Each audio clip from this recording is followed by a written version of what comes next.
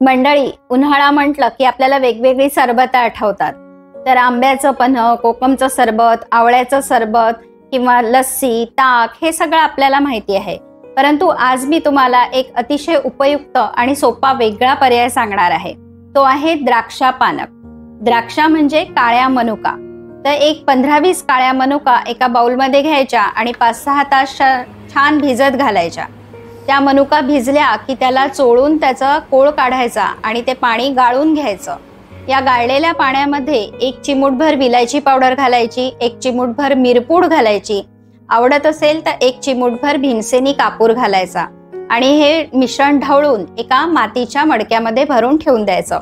हे छान थंड झालं की याचा तुम्ही सरबत म्हणून वापर करू शकता. तर द्राक्षा ज्या आहेत त्या पित्तशमन करणाऱ्या आहेत, दाह कमी करणाऱ्या आहेत.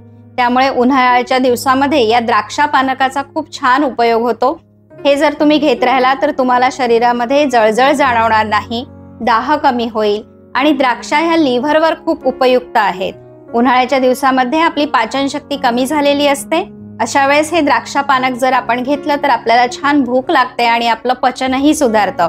हा उपाय तुम्ही नक्की करून पहा.